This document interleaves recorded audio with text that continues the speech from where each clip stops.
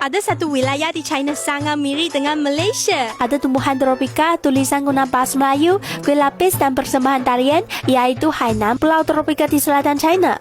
Beriklim panas sepanjang tahun dengan hujan singkat. Wilayah ini takkan alami musim sejuk. Jadi tanaman pertanian juga sama dengan Malaysia. Pokok kelapa, pokok pinang, pokok getah, daun pandan dan biji kopi mudah ditemui di sini. Banyak restoran menghidangkan kari ayam, keropok dan snack-snack Malaysia.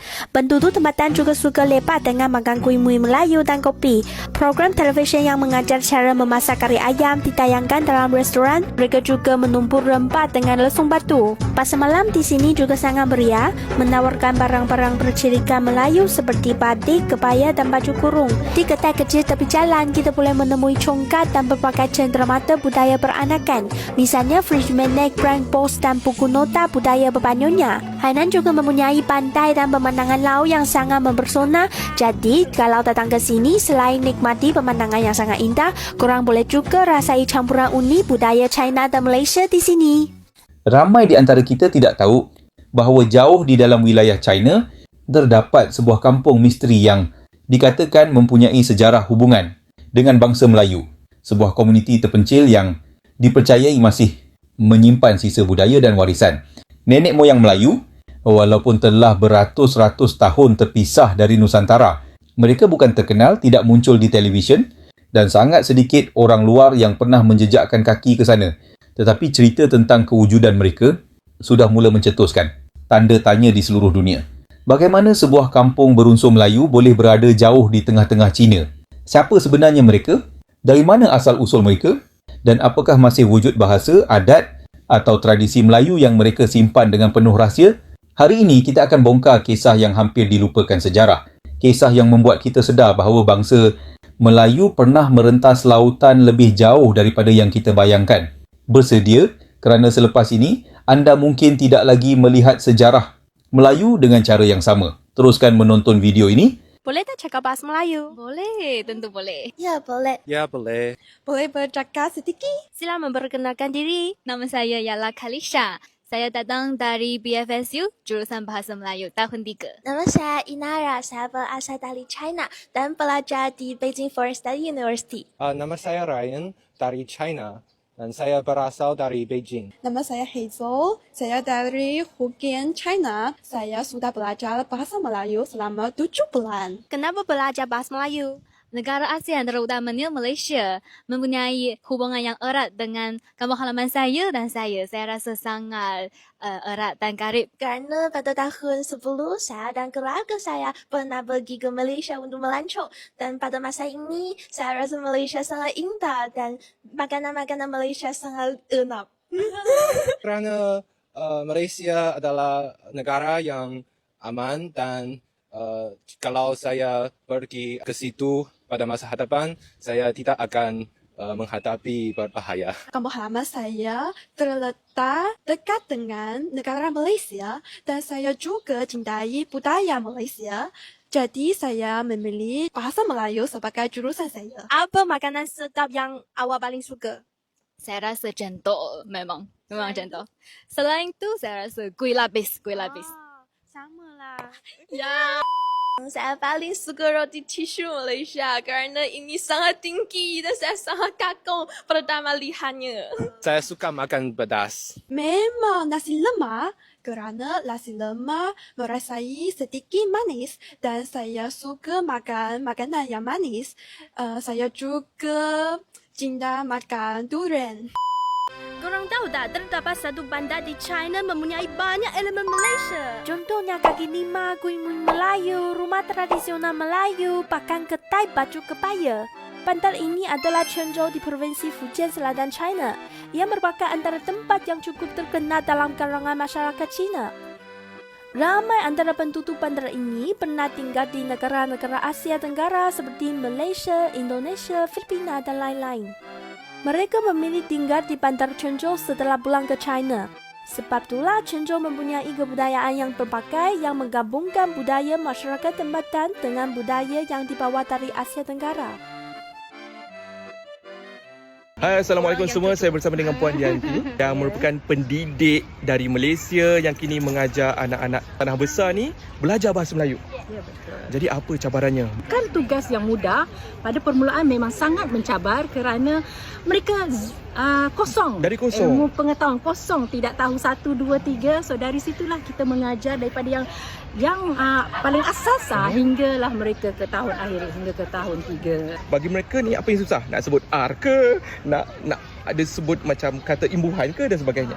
Pertama sekali artikulasi dan semestinya R, D, P, B, D, T, B, P, G, K, itulah artikulasi yang sangat sukar untuk mereka pelajari pada mula-mula mereka belajar, tetapi dengan usaha, latihan, alhamdulillah mereka boleh menguasainya sedikit demi sedikit. Biasanya berapa lama mereka ambil masa untuk belajar artikulasi itu? Biasanya satu semester kami akan fokuskan kepada lisan, ya, tajuk kursus tersebut lisan. So ada topik-topik artikulasi, intonasi, hafazan. So mereka akan belajar cara sebutan bagaimana orang Melayu menyebut perkataan tersebut. Semoga Puan terus berjaya di negara China ni dan kita jumpa mana tahu di Hainan nanti. InsyaAllah. Okey. Mari datang Hainan. Okey, terima kasih Puan. Sama-sama. Okey. Mari kita tengok macam mana orang China berpidato dalam bahasa Melayu. Selamat datang dan salam sejahtera yang dihormati para juri, para pensyarah dan rakan-rakan sekalian. Tajuk pidato saya ialah 3 kali berjabat tangan dalam hubungan China-Malaysia. Sejak zaman Jepang sehinggalah sekarang, walaupun diuji berbagai rintangan dan cabaran, hati rakyat kedua-dua negara tetap utuh dan tidak pernah terpisah. Projek ini bukan sahaja akan menghubungkan negeri di pantai timur semenanjung Malaysia, iaitu Kelantan, Terengganu dan Pahang, bahkan turut mengukuhkan ikatan diplomatik yang terjalin antara Malaysia dan China. Kita terus gunakan jambatan digital ini untuk menghubungkan hati, menyemai persefahaman, membina komuniti perkongsi nasib China dan Malaysia. Bahasa dan budayaku bertakap akrab dengan bahasa dan budaya leluhur tanah besar ini. China dan Malaysia memudar secara berhadapan sejak berabad-abad demi kelangsungan berhadapan sejagat. Tidak keterlaluan untuk saya katakan bahawa laut ini merupakan laut kehidupan, laut perdagangan, bahkan laut persahabatan. Tetapi kisah kita baru bermula. Marilah kita menggunakan bahasa sebagai jambatan dan budaya sebagai perantaraan untuk membawa hubungan kedua-dua negara ke 5 dekad keemasan dan bersama-sama menulis cerita persahabatan baharu seperti pepatah air dicincang tidak akan putus antara kedua-dua negara. Di Beijing, China ada satu pejabat yang semua kaki tangannya orang China tetapi semuanya pandai cakap bahasa Melayu. Dan hari ini saya akan mengikuti kawan saya Isa. Hai, saya Isa, wartawan kumpulan media Cina. Nak tengok pejabat saya macam mana? Jom. Ini di dalam pejabat bahasa Melayu, saya nak bawa jumpa Rozana. Rozana ni orang yang selalu bekerja dengan saya untuk program edisi Asia. Bila Rozana mula belajar bahasa Melayu? Saya mula belajar bahasa Melayu pada tahun 2005 dan saya lulus dari Universiti Komunikasi China pada 2009 dan terus datang ke CMJ kerja. Lepas tu saya nak kenalkan orang yang selalu bersama dengan saya untuk buat program cuti-cuti Subway dan juga cuti-cuti China, Latifah. Dia ni ada penyakit sikit mental. Jom. Isa kata you macam tak betul. Sebab saya benar-benar sangat gila. Tunggu sekejap. Kita ada jumpa seorang kawan, namanya daripada Bunga. Hai, saya Melur. Jadi macam mana Melur dapat nama Melur? Pensyarah di universiti berikan nama kepada pelajar-pelajar di situ. Kalau kepada perempuan kebanyakan adalah nama berkaitan dengan bunga. Macam saya Melur. Ada Mawar, Cempaka, lelaki macam Saiful. Hakim. Sorry, saya lupa. Lupa nama kawan-kawan belajar. Siapa bos Isa? Okey, ini bos saya, Puan Fairuz.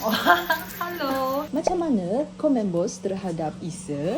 Sekarang memang Isa adalah satu-satunya pegawai asing di bahagian kita.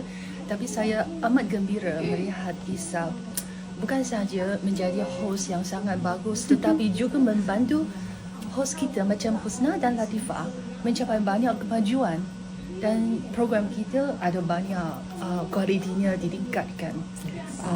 Isa memang sangat bagus. Thank you. I love my boss. Kaki tangan asing yang bekerja di dalam persekitarannya semua orang China, macam mana perasaan Isa? Sebenarnya saya rasa seronok sangat sebab macam berada di Malaysia.